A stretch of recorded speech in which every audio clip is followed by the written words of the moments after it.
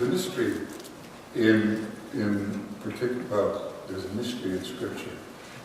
I'm always reminded, how many have you seen the movie, which is back a couple or 3 years now, called Keeping Mum? 1, 2. My, what a very undiscerning lot you are.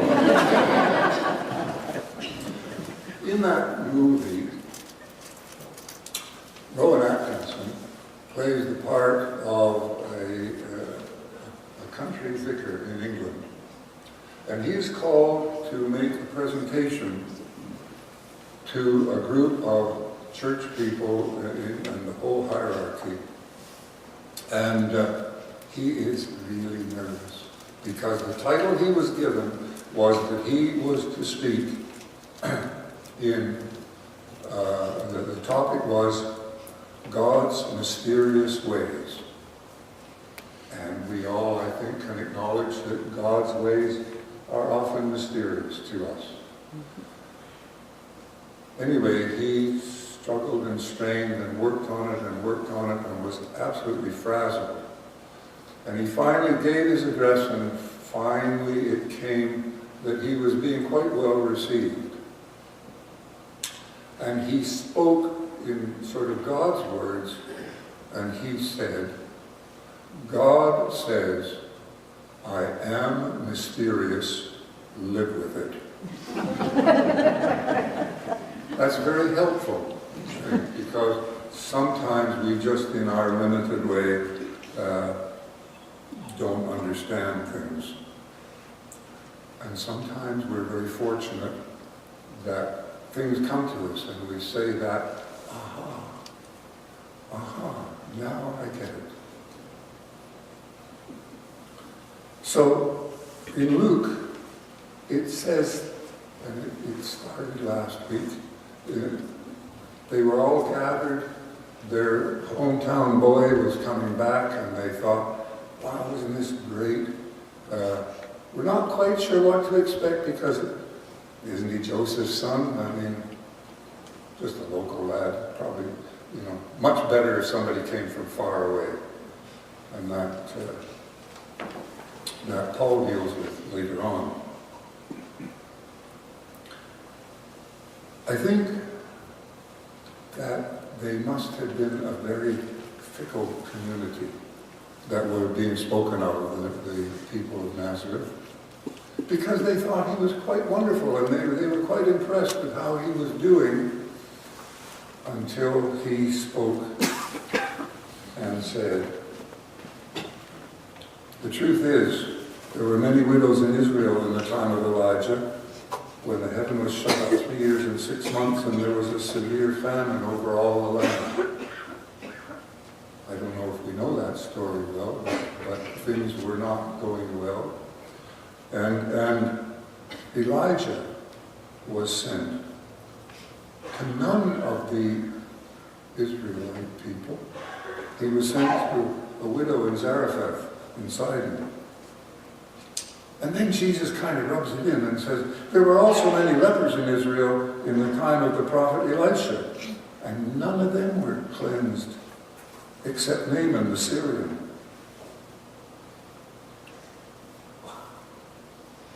This is our God, who we guard jealously and take God into ourselves, and God somehow presumes to share God's self with everybody. It hardly seems proper. So, I guess they felt they couldn't get angry with God, but they certainly got angry with Jesus. And they leapt up and they dragged him out of the synagogue and took him up to the brow of the hill, and they were going to dump him over. That's pretty extreme congregational reaction. I don't want any one of you to think of it. The thing then is quite amazing that here they were, all focused on Jesus, intent on getting him up the hill, and then what does the scripture say? but he passed through the midst of them and went on his way. How did that happen? How did it happen? Were they, was it sleight of hand? Well, we have no idea. But what it says to me, anyway, is that we need to be aware that God is the God of all. God is not just the God of Israelites or Christians or anybody. God is God of the universe.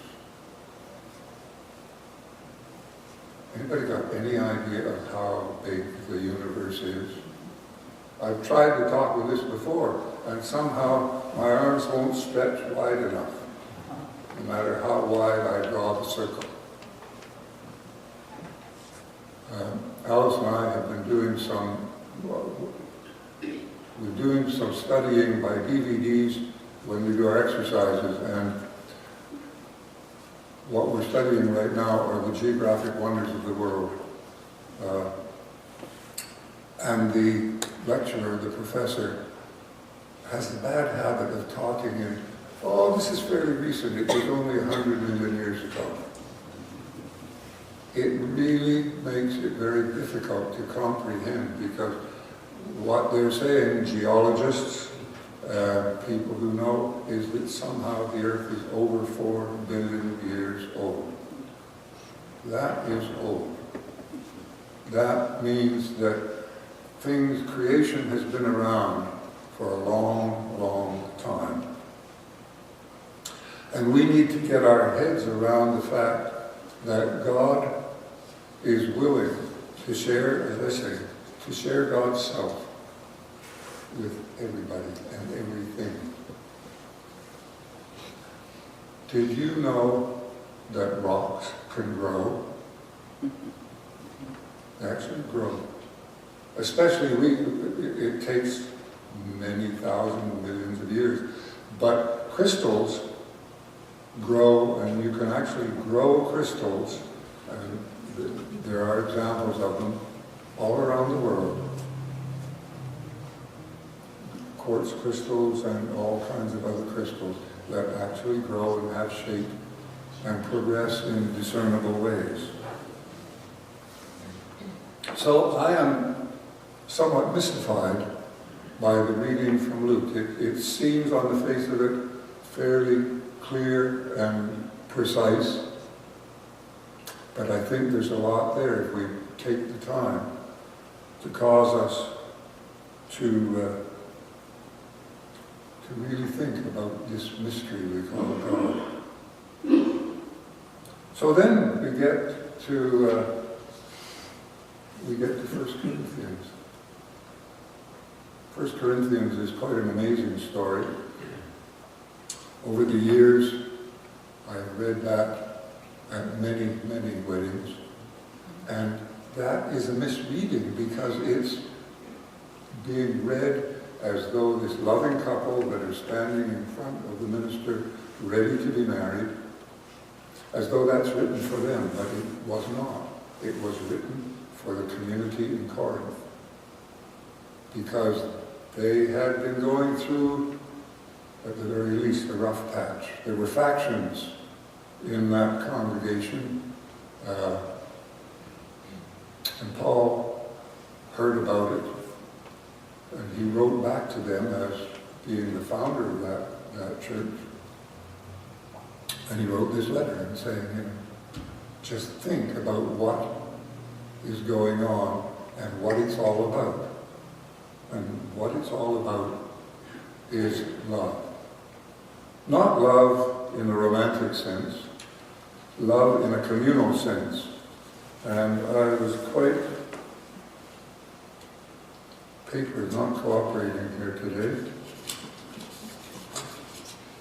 That ubiquitous thing, computers, the internet. So there are pages and pages and pages about what love is. Some of you are almost as old as I am, and will remember when the reading was that it used to be faith, hope, and charity. Do we think of charity as being the same as love, or love as being the same as charity? Do we think about it at all? As I like to say, don't be inert. At the very least, be ert.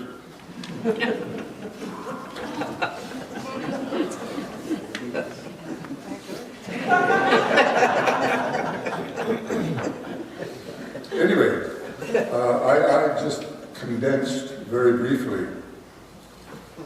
There on 2 pages, there's love, there's charity. A lot of feeling about love is interpersonal.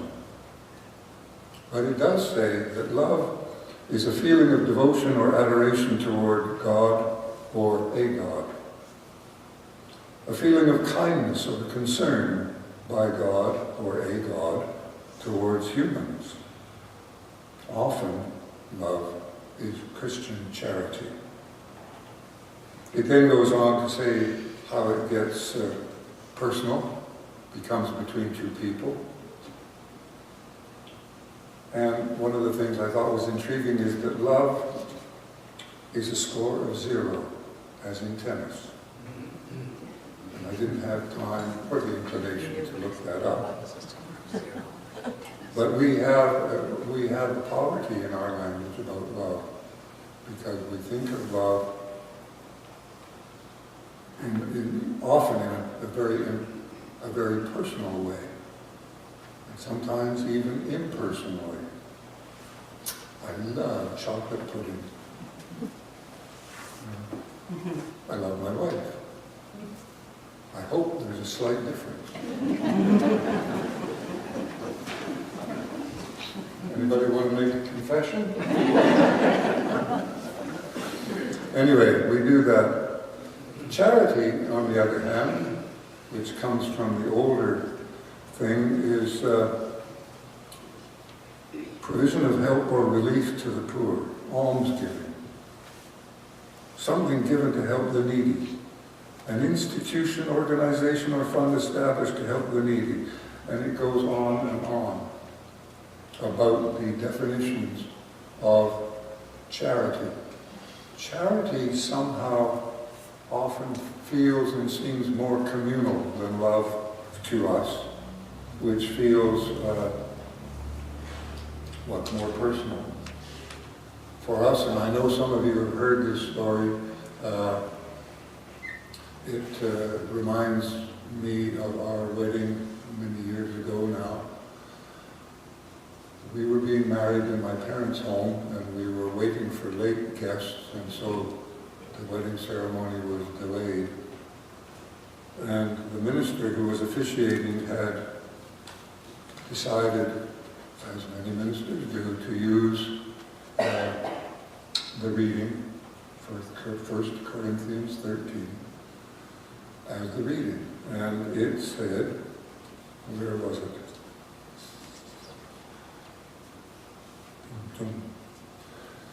If I speak in the tongues of mortals and of angels, but do not have love, I am a noisy gong or a clanging cymbal. And as the minister said those words, the clock on the mantle right behind him went, bong! So that has always given a special kind of atmosphere. It's given a special kind of meaning for that. There are many things in that reading that are what?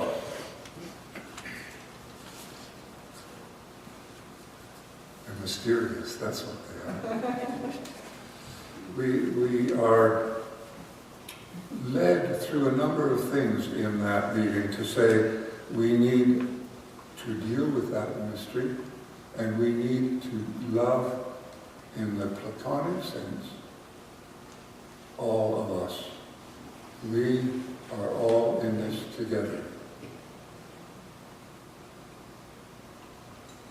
You don't seem astounded.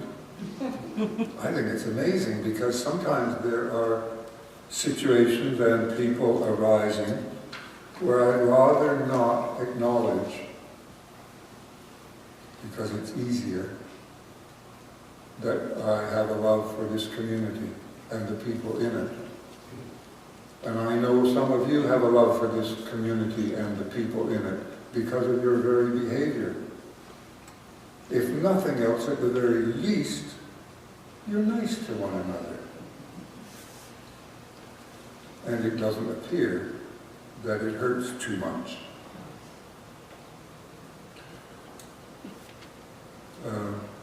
Wayne Dyer, who some of you may know, was a person who gave a lot of classes and talks and writings about forgiveness and giving. And giving, he said, is important. God gives, God does not take. That is something that we need to remember when we are looking for that thing called quid pro quo, which says, if I give to you, you have to give to me, because then it's equal. And one of the things he said in this about giving, which we need to think about, is the sun never says to the earth, you owe me. I've given you all this energy, all this sunshine, all this stuff that keeps you alive and well. The sun never says, you owe me. God never says, you owe me. God says, love one another as I have loved you. That's onerous, but if we open our hearts, it's not spectacularly painful. It's possible. It may even be enjoyable. And it relieves a lot of tension that we might otherwise carry about people who treat us less than we might call fairly. In fact, it means that we can just let go of the burden of keeping score. We can let go of the burden of balance, and we can just open and say, I will be like the sun, and just say, there you go. It's all yours for the taking. You don't even seem astounded by that. Anyway, I think we need to think about the mystery, the opportunity, and the freedom that comes from hearing Scripture with an open heart and an open mind and an acceptance of God's presence in our lives as individuals and as community. Thanks be to God.